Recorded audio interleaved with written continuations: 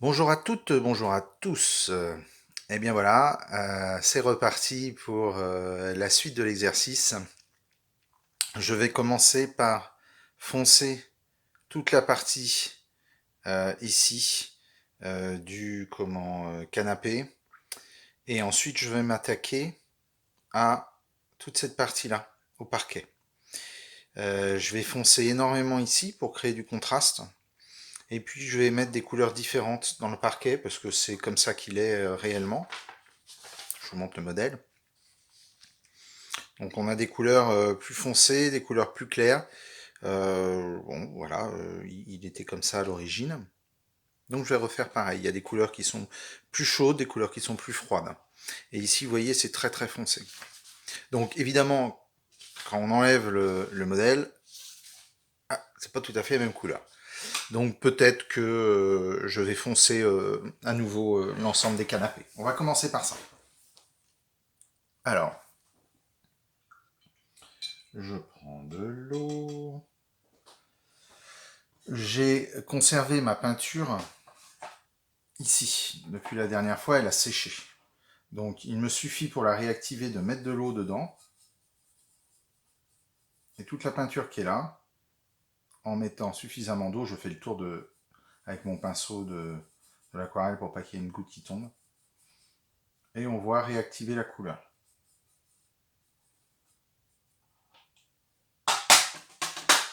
C'est un des avantages de l'aquarelle, c'est que ça se perd pas. L'acrylique, une fois qu'elle est sèche, c'est fichu. La gouache, plus ou moins. L'huile, c'est pareil. L'aquarelle, c'est avantage-inconvénient, hein, comme d'habitude. C'est toujours plus ou moins réactif. Donc là, je me rends compte que même en mettant plusieurs couleurs, je reste un peu faible par rapport à mon modèle.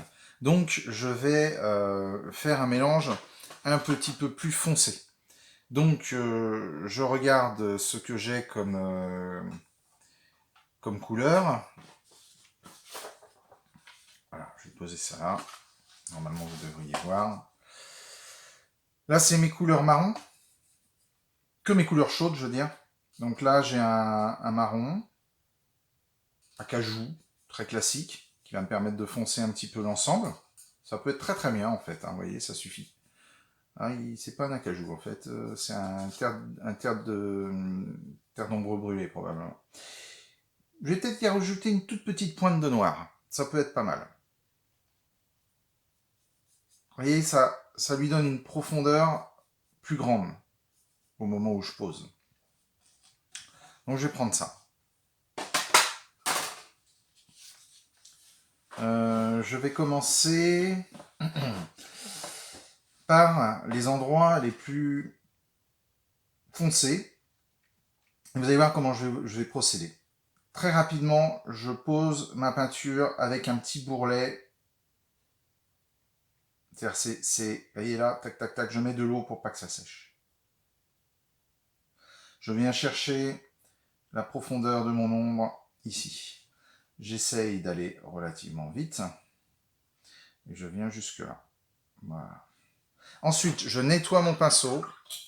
Et j'arrive avec de l'eau propre. J'enlève le surplus d'eau. Je viens poser de l'eau supplémentaire ici, juste en dessous. Et donc, du coup, qu'est-ce qui se passe? Il se passe que la peinture va partir et elle va faire un dégradé. Donc, au lieu d'avoir quelque chose de net, comme j'avais tout à l'heure, j'ai quelque chose de plus doux. Je vais faire la même chose en dessous. Alors j'ai rajouté de l'eau dans mon mélange de couleurs, donc je le rends, à chaque fois que je rajoute de l'eau, c'est comme si je rajoutais du blanc. Donc je suis obligé de remettre de la peinture. Et je recommence la même manie. Ici c'est très foncé, dessous. Donc je prends beaucoup d'encre dans mon petit pinceau.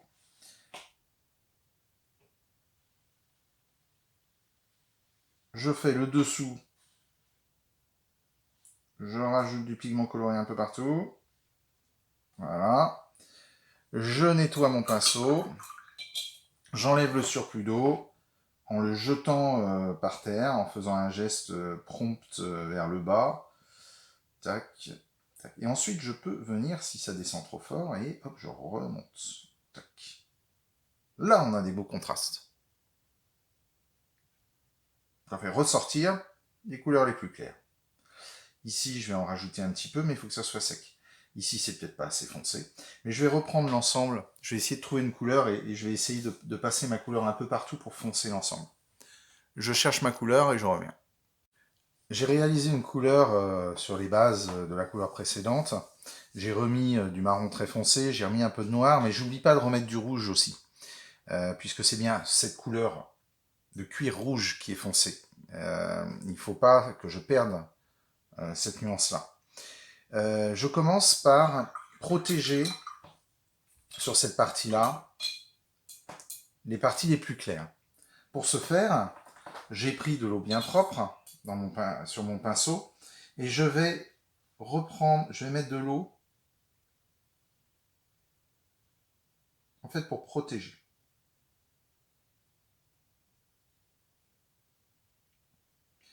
J'en mets partout parce que j'aimerais réussir à faire tout ça d'un bloc, d'une seule traite. Je regarde à la lumière si j'ai du... Voilà, tac. J'éponge mon pinceau. Et là, je vais essayer de repartir ici, dès le départ. Je viens le long des zones claires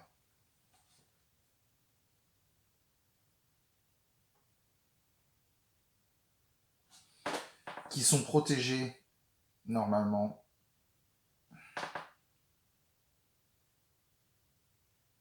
par l'eau que j'ai posée. Je vais m'arrêter ici. Je vais repartir par là.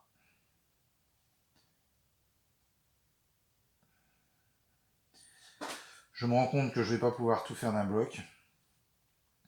C'est trop grand, trop risqué, je risque d'avoir des vilaines marques. Par contre, je constate que la couleur, ma nouvelle couleur, est bien plus intense, bien plus dense, bien plus puissante, et qu'elle me permet, à terme, d'avoir probablement une couleur de canapé qui sera plus jolie. A tout de suite. Alors les aléas du direct, j'ai mon fils Elouan qui vient de nous rejoindre, donc si vous entendez un petit peu de bruit, ne vous étonnez pas. Je reprends. Donc là ça a fonctionné, ça fait même ressortir à nouveau la couleur claire, plus fort que la première fois, mais entre temps ça a déjà séché, alors je reprends un deuxième pinceau fin, je l'humidifie quelque peu, pas trop. Je vérifie souvent si j'ai pas des taches ici, j'hésite pas à faire ça, hein, puisqu'on a facilement, on s'en rend pas compte hein, de la couleur sous les mains. Par contre, ce qui est difficile à vous expliquer, c'est la quantité d'eau. La quantité d'eau que je prends dans mon pinceau. Alors j'ai remarqué autre chose, c'est que cette couleur marron rouge, elle est extrêmement fragile. Et donc, si je remets si je fais trop d'aller-retour en faisant mes blocs, je vais avoir des traces de peinture et je vais enlever la peinture là où je l'avais posée en plus. C'est-à-dire que si je frotte ici, je vais me retrouver avec un blanc au lieu d'avoir quelque chose de plus foncé. Peut-être que sans faire exprès tout à l'heure, je serai amené à vous le montrer.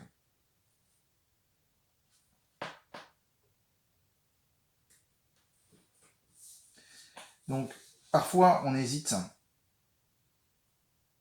On a un petit peu peur d'aller fort dans les couleurs. Vous avez remarqué, j'ai été prudent. Finalement, mon premier passage, quand je vois le deuxième, je me rends compte qu'il était quand même très palo. Ça faisait longtemps que je n'avais pas fait d'aquarelle. Et donc, j'osais pas.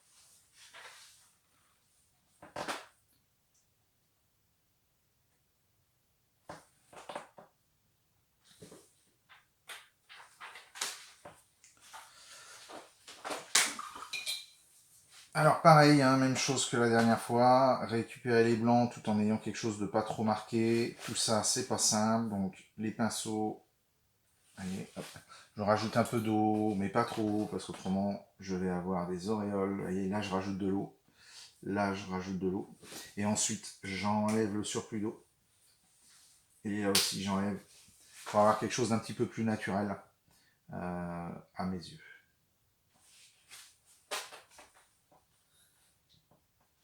Et vous voyez, ça fait quelques marques en fonction de... Mais bon, c'était déjà plus ou moins le cas, mais ça fait quand même quelques marques. Mais c'est pas laid, ça fait penser au cuir.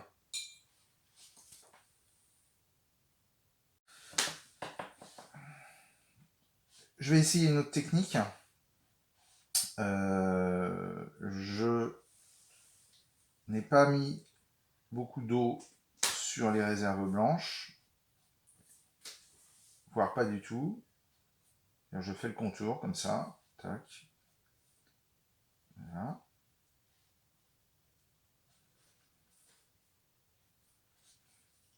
Je viens au bord. Je nettoie mon pinceau dans le premier pot. Alors vous ne le voyez pas, c'est pour ça que je décris. Je vais dans le deuxième pot avec de l'eau propre. J'enlève le surplus d'eau. Et je viens mettre un jus, enfin un peu d'eau, je veux dire. C'est juste, vous voyez, pour pas avoir quelque chose de marqué, pour avoir un dégradé. C'est pour ça que je fais cette démarche-là. Là, vous avez vu, ça remonte ici, là, ça fait comme des petites auréoles. Je mets plus d'eau à cet endroit-là. Je vais finir ce canapé. Et puis, je reprendrai la vidéo.